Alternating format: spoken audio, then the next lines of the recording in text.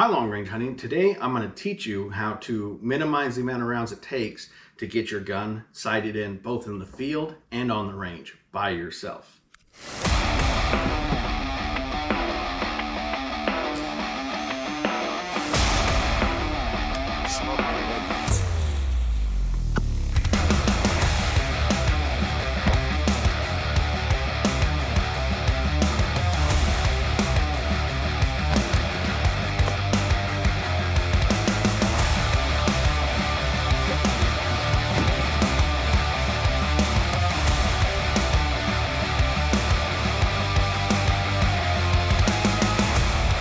Where this is most applicable is in the field. You can do it by yourself on the range. It just depends on the range.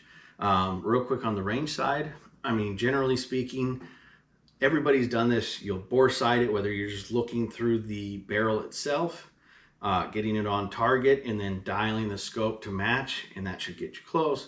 Whether you stick a Boresighter in there, whatever the case might be. A Boresighter is there to simply get you close.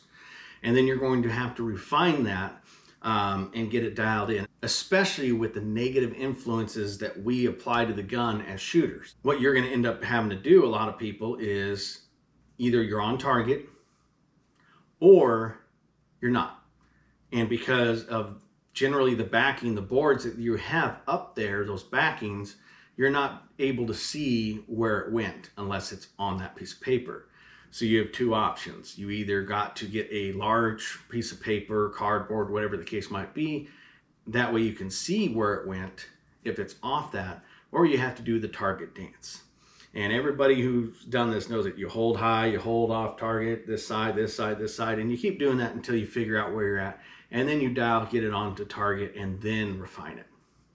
Well, the problem with all that, it utilizes a lot of rounds and unnecessary rounds. Now, in the field, sometimes you have access to ranges if something happens with your zero, your scope, whatever, and sometimes you simply don't. Now, in the field, especially the backcountry, stuff happens. I usually carry a backup scope. Sometimes I'll even bring a backup rifle, just in case the fact that something happens. But let's say you're in the field for this and something happened. I originally wanted to do this with a scope cam. I haven't got mine yet, but I was able to utilize the Tacticam spotter long range. And with my spotting scope, the Leopold Mark IV, I've got a TMR reticle in there. And so you can utilize that to show you a simulated miss and a correction on that. And so what you can do is, this situation can arise for a number of different reasons. One, your scope is broken. You have to swap out for a new scope.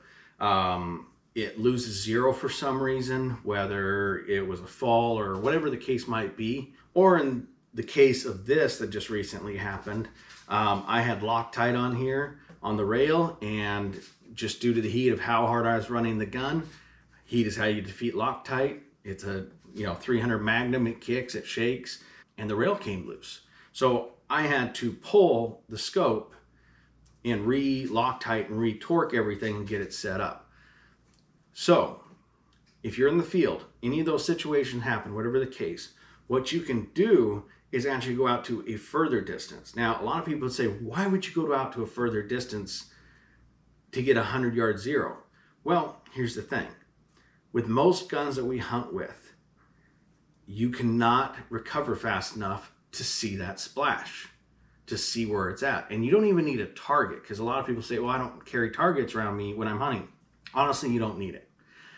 You have hillsides, you have all mountainsides, whatever the case might be. And all you have to really do is you can pick up a clump of grass and refine it maybe at the bottom of that grass. You can pick a leaf, a small rock, whatever the case might be, the base of a tree. Whatever the case may be, just so that you can at least see splash and refine your shots. And you can utilize that to get it. Now, how we're going to do this is, you've already got, if you're using a Kestrel like me, you have your applied ballistics in here, or your Hornady system, or whoever you use, your phone app, whatever it is that you use for your ballistics program, you have your data truth. So the gun, you already know what the bullet drop is and everything when it's sighted in. You don't really want to stretch it out too far. So 200 to 300 yards, what that's going to allow, even with a Magnum like this, is for you to fire, come back, and be able to see. Now, I do recommend backing down the power, not only for faster recovery time as far as being able to see, it also gives you a wider field of view.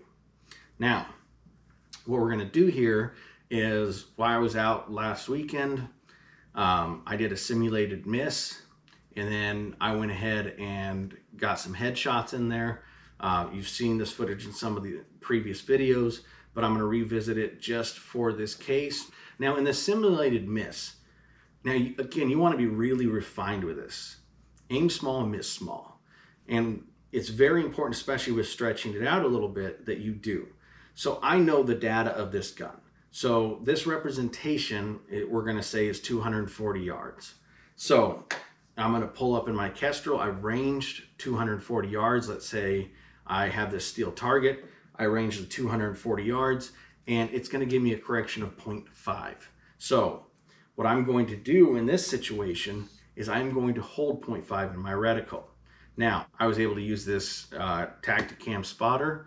Again, my Mark IV has a TMR reticle, so I can use it. Now, with the TMR reticle, you have your crosshair where you're aiming dead center, and then the first hash mark, it's a little half one, not a full, that's 0.5 of a mil. Now that is my aim point because that is my adjustment. So I'm doing a hold. So what I'm going to do is fire. We'll see that real quick. Now you can see that that missed low and left. So what I'm going to do is, again, set my reticle where it was, and I can utilize my reticle to tell me what my adjustment is. So if you can see, we're 2 mils low,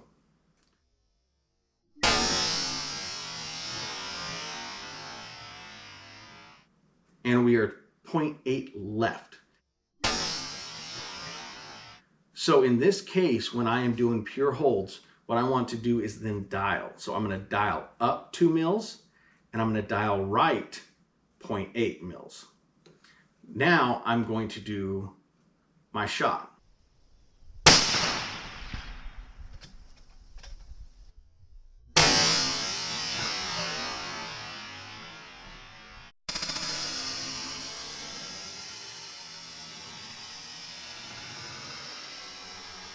Now, as you can see, it was a good hit. Now at this point, what I want to do is slip the turrets. Now, because I was doing a pure hold, what I want to do, if your scope doesn't have a zero stop, all you're going to do is simply loosen that turret, slip it to zero, tighten it back down. Depending on your zero stop is going to depend, because different scopes are different. With this Smith & Bender, I'm going to do the same thing as without a zero stop, because that's how it's set. So I'm going to simply loosen these screws. I'm going to slip it to zero, tighten it down, and then I'm good to go. Now, if you chose to dial, so you're aiming dead on, if you chose to dial, what you're going to do is you're going to dial till you hit.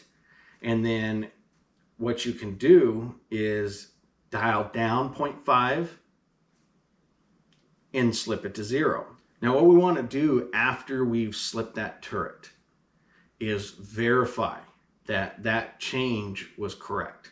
So now we've slipped our turrets, we're going to take another shot. Now, as you can see, it went in the same spot. So now we know that we are on. Now what I can do, and what you want to do to verify your data is correct, because again, you didn't verify at 100, and you always want to verify your data is correct, is I can go to another distance. So let's say for this simulated shot, we're going out to 400 yards. So what I'm going to do is I'm going to pull up my 400 yard adjustment. And because I'm at zero now, I can either do a pure hold or I can dial. And so what you're going to do is you're going to put on whatever your dope is for that 400 yard shot. You're going to find either the target and do another refined shot,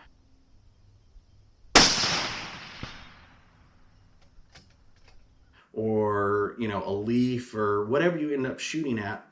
and verify your data. So if you're on at the 240 yards and then you go out to 400 or 500 yards, whatever the case might be, and you get that point of aim, point of impact, not only have you reset your scope in only a matter of a few shots, but you've also verified your data so that now you know and are confident that you can take that animal. You've verified it. And here's the thing. If we look, ideally, you have the one shot that's a miss. You have the adjustment shot. You've slipped the turrets. You do a verification shot. And then you verified a different distance. If everything goes ideally, with only 4 shots, you have re-zeroed that scope and verified your data, and you are back on the hunt. Instead of wasting a bunch of rounds or having to travel to a range, whatever the case might be. I've seen guys use boxes of ammo to try to get back on and verify. It's really not necessary, especially with today's technology. So I hope this has helped. It works really well. I hope everybody's safe out there and has a good hunting season this year. Happy hunting.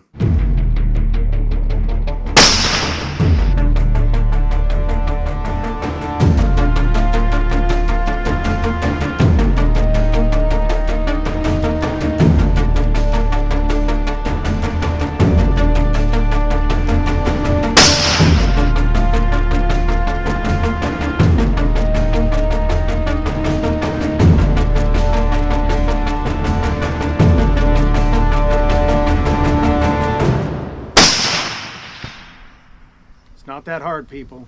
Hope you enjoyed this video. Make sure to hit that like button, hit that subscribe button, and turn on notification bell so you won't miss out on any future video. And happy hunting.